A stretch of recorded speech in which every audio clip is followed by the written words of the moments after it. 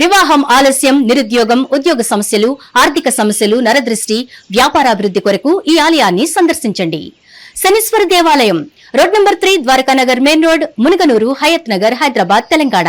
Phone number 9393584460. Shanishwara అనుగ్రహ ఫల సిద్ధ్యార్థం ఆలయాన్ని సందర్శించి సకల దోషముల నుండి విముక్తి పొందగలరు.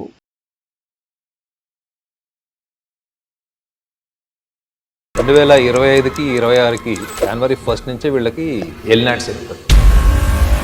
అంటే this is the year of youth, the year of duality, the year of ego, the year of uncertainties, the year of manifestation. 2026లో ఏంటంటే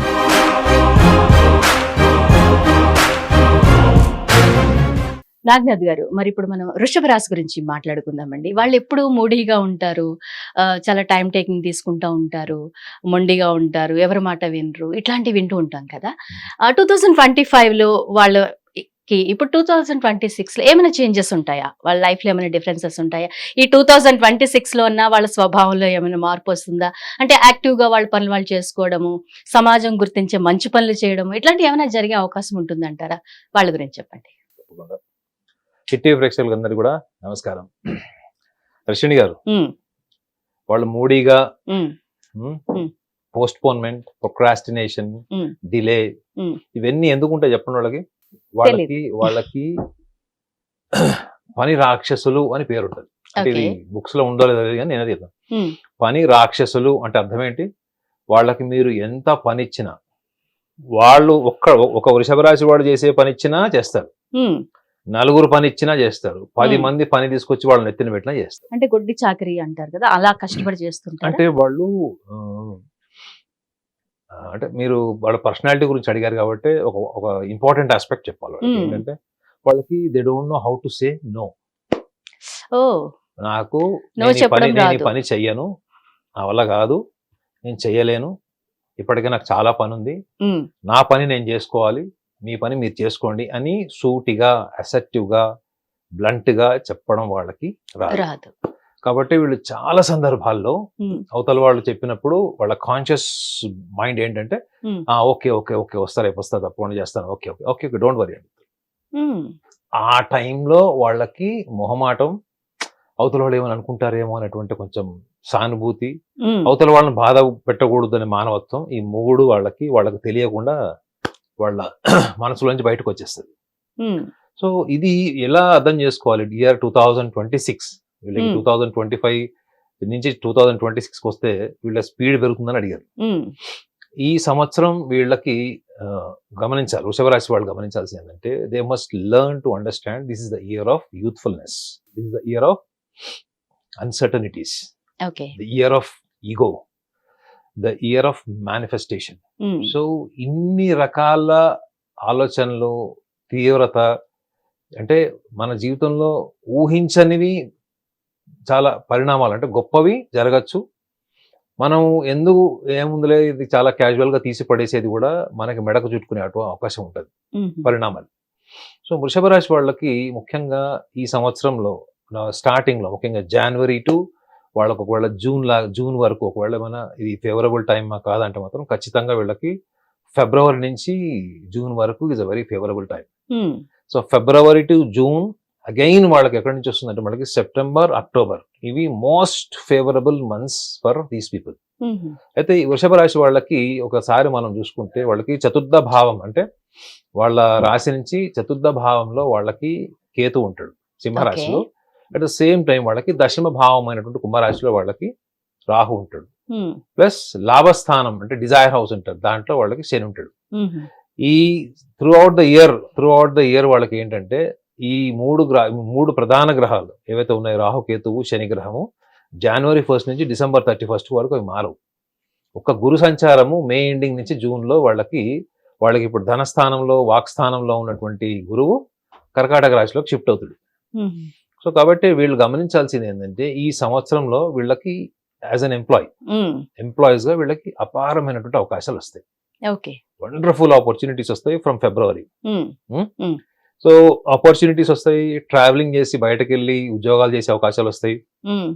ఎన్నో సంవత్సరాల దాకా, ఎందుకు 2025లో వీళ్ళు కంపెనీలో బాగా పనిచేశారు, కంపెనీ డెవలప్మెంట్ కోసం చాలా కృషి చేశారు, గుర్తింపు రాలేదు అనే ఒక డిసప్పాయింట్మెంట్ వల్ల వీళ్ళు ఒకవేళ 2026 లో కంపెనీ మారదలుచుకున్నారంటే మాత్రం ఆగండి. ఓకే, గుర్తింపు వస్తుంది అంటారా? ఖచ్చితంగా వస్తుంది. సో వృషభ రాశి వాళ్ళకి ముఖ్యంగా year of employment, year of employment అంటే గుర్తింపు. అంటే వీళ్ళు ఎక్కడెక్కడ సంస్థల్లో పనిచేస్తారో ఆ సంస్థ కూడా వీళ్ళు పిల్లర్స్ లాగా అయ్యేటువంటి అవకాశం ఉంటుంది. సో చాలా మంది ఏమనుకుంటారంటే వీళ్ళకి ఇప్పుడు లాభస్థానంలో శని ఉన్నాడు కదా, అందులో దశమాధిపతి కూడా అయ్యాడు, ఆయన భాగ్యాధిపతి కూడా అయ్యాడు. సో కాబట్టి వీళ్ళకి ఈసారి అవకాశాలు రావు, డిలే అయిపోతాయి, పోస్ట్ పోన్ అయినది. అవి ఏ రంగంలో అయితే ఏ ఏ ఫీల్డ్స్ లో అయితే అన్నది కూడా మనం అనాలిసిస్ చేయొచ్చు. ముఖ్యంగా వీళ్ళు ఫ్యామిలీ మ్యాటర్స్ లో, ముఖ్యంగా అన్నదమ్ములు, అక్క చెల్లెళ్ళు, siblings, family matters, especially the parents and relatives, వీళ్ళ దగ్గర వీళ్ళు ఫైనాన్సెస్ ఒకవేళ తీసుకోవడం కానీ చేస్తే అది ఖచ్చితంగా వాళ్ళకి ఈగో ప్రాబ్లమ్స్కి వెళ్తుంది. ఇయర్ ఆఫ్ ఈగో అని కూడా చెప్పా కదా మీకు. అంటే అప్పటి వరకు మంచిగా బంధువులు, చుట్టాలు, ఫంక్షన్స్ కి రావడం, గెట్ టుగెదర్స్, ఇవన్నీ ఒక ఇంటిమేట్ రిలేషన్ ఉంటుంది చూడండి, అవి దెబ్బతినే ఛాన్స్ ఉంటుంది. సో దానికి సొల్యూషన్ ఏంటి వీళ్ళకి? సొల్యూషన్ ఏంటంటే మీరు సాధ్యమైనంత వరకు ఒకవేళ అప్పు తీసుకోకపోతే తీసుకోవద్దు. ఒకవేళ తీసుకున్నారు అంటే మాత్రం మీరు మెల్లమెల్లగా క్లియర్ చేయండి. ఎందుకంటే వృషభ రాశి వాళ్ళకి ఎక్కువ సోషలైజేషన్ ఇష్టం ఉండదు. సమాజం, సామాజిక గుర్తింపు, ఇటువంటి వాటికి సంబంధించిన విషయాల్లో వీళ్ళకి ఏం ఆర్భాటం ఏమి ఉండదు. సమాజం అంటే కేవలం వాళ్ళకి ఒక పర్పస్ అంతే. నేను చాలా సూటిగా చెప్పాలంటే వృషభ రాశి వాళ్ళకి సొసైటీ అంటే ఒక పర్పస్ అంతే. మనం వెళ్ళామా, పని చేసుకున్నామా, వచ్చామా, అంతవరకు. ఉద్యోగమైనా అంతే, వ్యాపారమైనా అంతే. వాళ్ళకి మెయిన్ ప్రయారిటీ ఇచ్చే దీనికి ఫ్యామిలీ అండ్ ఫైనాన్సెస్. సో వీళ్ళల్లో డిఫాల్ట్ మేడం, వీళ్ళకి డిఫాల్ట్ ఏంటంటే చిన్నప్పటి నుంచి కూడా డబ్బు సంపాదించాలి అనేటువంటి ప్యాషన్ విపరీతంగా ఉంటుంది. అందుకే చూడండి అన్ని రాశులలో ఎక్కువగా ఆర్థిక విషయాల్లో అదృష్టమైనటువంటి రాశి అంటే ఇదే చెప్తారు. ఎందుకు చెప్తారంటే వీళ్ళ నరాల్లో సంకల్పం ఉంటుంది ఏంటంటే మనం డబ్బు సంపాదించాలి, ఉన్నతమైన స్థాయికి వెళ్ళాలి. డబ్బు సంపాదించడం వరకు వీళ్ళకి ఫైన్, కానీ వీళ్ళ డబ్బు సంపాదనలో మళ్ళీ ఒక సైకలాజికల్ వ్యూని తీసుకొస్తారు. ఏంటంటే మనం టాప్ ఉండాలి, మనం 10 మందికి డబ్బులు ఇవ్వాలి, సహాయం చేయాలి, మన కింద 10 మంది ఉండాలి. ఆ సెకండ్ డిక్టోరియల్ స్టేజ్కి వెళ్తారు చూడండి, అక్కడే వీళ్ళు దెబ్బతింటారు. అదే వీళ్ళకి ఈ సంవత్సరంలో వాళ్ళకి చేదు అనుభవం అవుతుంది. అంటే ఫ్యామిలీ మెంబర్స్ నుంచి వీళ్ళకి రిజెక్షన్ రావడం స్టార్ట్ అవుతుంది. ఎస్పెషల్లీ పేరెంట్స్ తో ఆల్రెడీ గొడవలు ఉండి ప్రాపర్టీ విషయాలు ఏమైనా డిస్ప్యూట్స్ ఉంటే మాత్రం ఈ సంవత్సరంలో దాన్ని మీరు పెంచకండి. ఆల్రెడీ కోర్టు కచేరీలు ఉన్నాయి, ఇవన్నీ నడుస్తున్నాయి, ప్రాపర్టీ డిస్క్రిమినేషన్, ఈగోస్ నడుస్తున్నాయి అంటే మాత్రం మీరు వెయిట్ చేయండి. అంటే మీరు కొంచెం వెయిట్ చేయాలి. ఎప్పటి వరకు వెయిట్ చేయాలి వీళ్ళు? జూన్ తర్వాత వచ్చేటువంటి పీరియడ్ వీళ్ళకి టఫ్ ఉంటుంది madam. So February to June వీళ్ళకి మంచి పీరియడ్ ఇది. ఒకవేళ కోర్టు ద్వారా కానీ లీగల్ గా వీళ్ళకి ఏమైనా జస్టిఫికేషన్ జరిగేది ఉంటే కూడా it is a good time. అయితే వీళ్ళకి వృషభ రాశి వాళ్ళకి ఈ సంవత్సరంలో ఆర్థికంగా వీళ్ళు డెవలప్ అవ్వడానికి వచ్చేటువంటి అవకాశాలన్నింటినీ కూడా వీళ్ళు సద్వినియోగం చేసుకునే క్రమంలో ఒక చిన్న మిస్టేక్ చేయకూడదు. వీళ్ళు సంపాదన, వీళ్ళ సోర్స్ ఆఫ్ ఇన్కమ్, వీళ్ళ ముఖ్యంగా యాజ్ అ బిజినెస్ పర్సనాలిటీ, ఇది బిజినెస్ వ్యాపారం చేసే వాళ్ళకి ఇది. వీళ్ళకి కంపారిజన్స్, వేరే వాళ్ళతో పోల్చుకోవడం ద్వారా వీళ్ళు వాళ్ళకన్నా ఎక్కువ సంపాదించాలి అనే ఇన్స్పిరేషనల్ థాట్ మంచిదే. కానీ వీళ్ళు వేరే వాళ్ళతోనే కంపేర్ చేసుకున్నప్పుడు వీళ్ళకి తెలియకుండానే ఒక చిన్న పిల్లల మనస్తత్వం ఏమొస్తుంది అంటే వాళ్ళకన్నా ఎక్కువ సాధించాలి అనేటువంటి ఒక మొండితనం వచ్చేస్తుంది. అంటే they will become stubborn. So ఈ సంవత్సరంలో వాళ్ళు ఏం చేయాలి? What they have to leave the stubbornness. మీరు అన్నది మొండిగా అన్నారు చూడండి, ఆ మొండితనం ఎక్కడి నుంచి వస్తుంది వీళ్ళకి అంటే, ఒకటి ఎదుటి వాళ్ళతో పోల్చుకున్నప్పుడు వాళ్ళు తక్కువ అనుకున్నప్పుడు అదే వాళ్ళకి మొండితనం కింద మారి అదే మొండి ఆశయం కింద మారుతుంది. అదొకటి.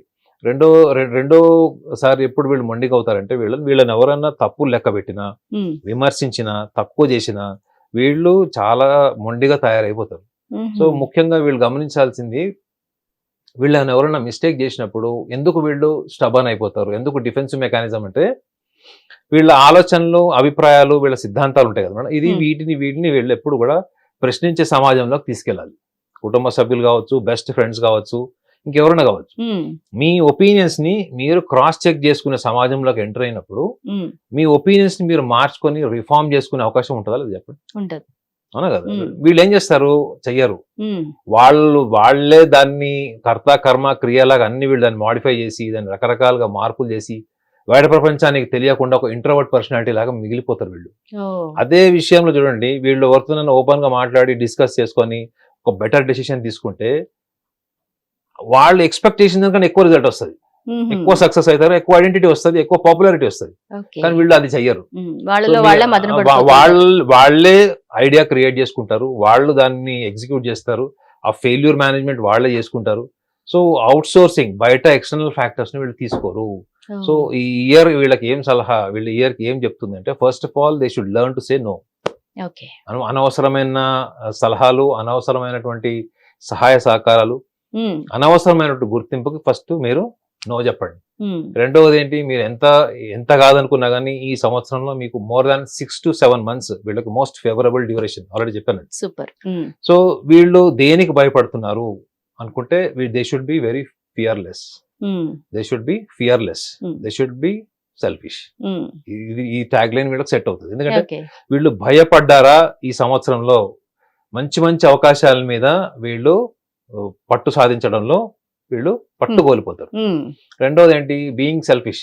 సో ఈ సెల్ఫిష్నెస్ అన్నది కూడా వీళ్ళు డెవలప్ చేసుకుంటే, సో వీళ్ళకి ఇదే సంవత్సరం ప్రతికూలంగా ఉన్నటువంటిది చెప్పదండి మీకు, జూన్ నుంచి వాళ్ళకి జూలై ఆగస్ట్ ఈ 2 months లో కూడా వీళ్ళు అండర్ ఎస్టిమేట్ చేయకూడదు. వీళ్ళకి విపరీతమైన ధన నష్టం వచ్చేటువంటి ఛాన్స్ ఉంటుంది. So they have to be fearless and they have to be selfish during this time. ఈ సెల్ఫిష్నెస్ అనేది ఏ అంశంలో, ఏ విషయాలు ఉండాలంటారు? యాక్చువల్లీ మామూలుగానే మనం వృషభ రాశి వాళ్ళు మొండిగా వ్యవహరిస్తారు అంటే ఫియర్లెస్ గానే ఉంటారు వాళ్ళు అని అనుకుంటుంటాము. మరి ఈ సెల్ఫిష్నెస్ అనేది ఏ విషయంలో ఉంటే బాగుంటుంది అంటారు? హర్షిని గారు, ఒక్క స్టేట్మెంట్ మీరు మార్చుకోండి.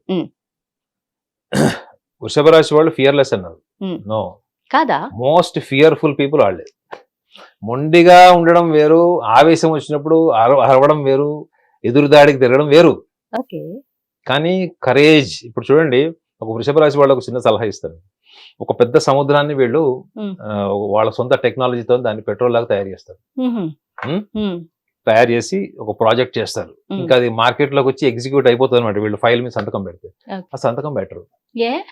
అదే చెప్పారు, అదే ఎందుకు బెటర్, ఎందుకు బెటర్? అంత కష్టపడి అంత ప్రాజెక్ట్ మీరు చెప్పండి, జర్నలిస్ట్ చెప్పండి. అంతా రెడీ చేశారు, అంతా రెడీ చేసి టేబుల్ మీద పెట్టి సంతకం పెడితే అయిపోతుంది. నెక్స్ట్ డే నుంచి సముద్రంలో నీళ్ళన్నీ పెట్రోల్ కింద వాడేస్తారు. ఎక్కడ ఉంటారు వాళ్ళు? అవును, ఎందుకు బెటర్? కానీ లాస్ట్ మినిట్ లో సంతకం పెట్టరా?